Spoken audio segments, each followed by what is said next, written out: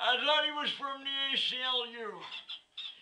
They've been bugging me for weeks about taking down my nativity set. Well, this is my home and I can do what I like. I didn't mean to frighten you. Have a seat. Well, what brings you here? Oh, don't answer. I already know that. No, shame on you. Christmas isn't about getting stuff. Don't be sad. It's Christmas. I still have something for you. Oh, where did I put that book?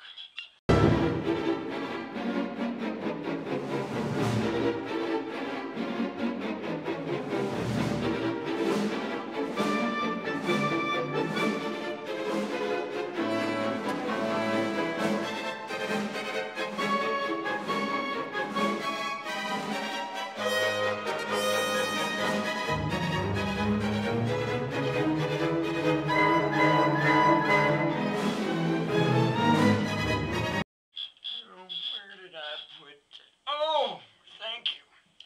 Now, I'm sure you've heard of 'Twas the Night Before Christmas, but I'm pretty sure you haven't heard 'Twas a Night Before... Hey!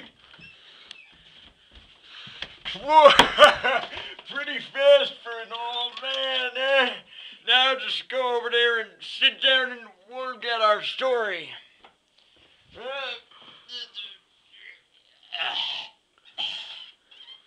Here we are. 'Twas a night before Christmas.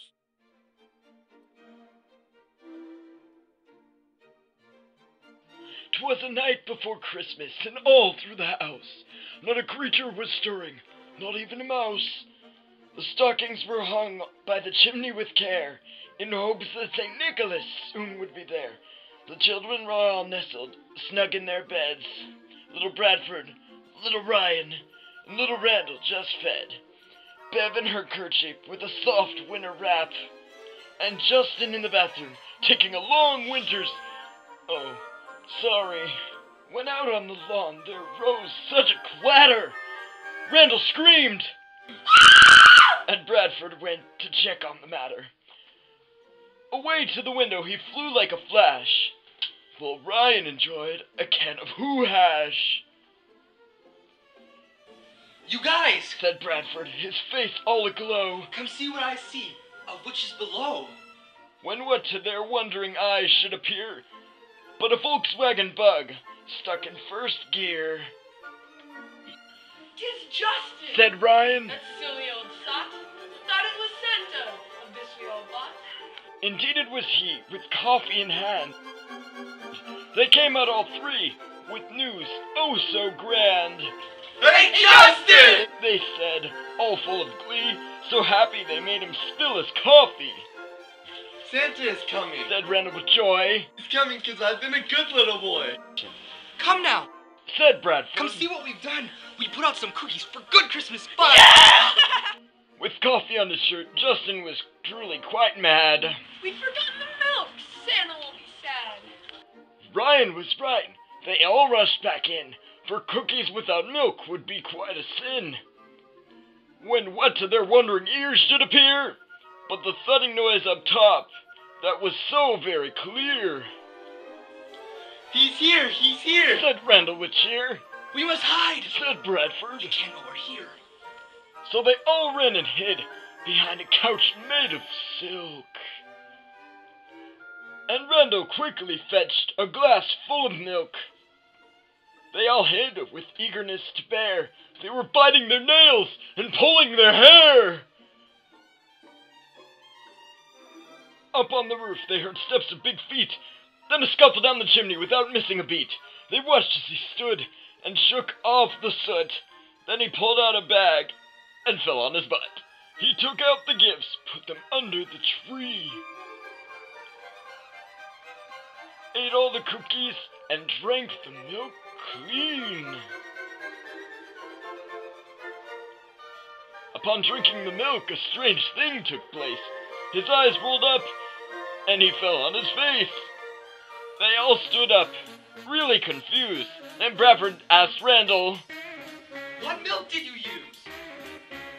I really wanted his milk to taste better, so I grabbed some chocolate syrup from the refrigerator. They went to inquire as to what Randall used. 'Twas a bottle of NyQuil to help you to snooze.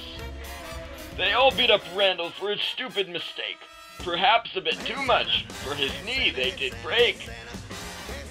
They all felt bad for a minute or two, but then they had to figure out what to do.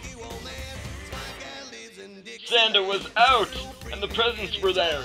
How on earth would they reach the little kid's care?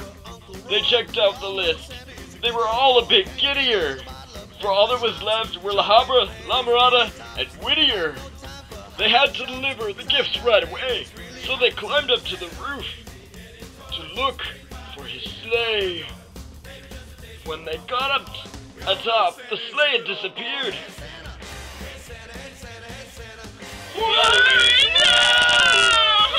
They all said in fear. That's a good notion. Said Randall in pain. We'll all split up. But they thought it was insane. Still, there was no chance of him opening his eyes, so they had to move out before the sunrise. So Bradford decided to go to La Mirada, and Ryan would go to the city of La Habra. Justin would stay in Whittier near home, and Randall would stay with Santa alone. Upon leaving the house with gifts in their hands, they ran into a truly most desperate man.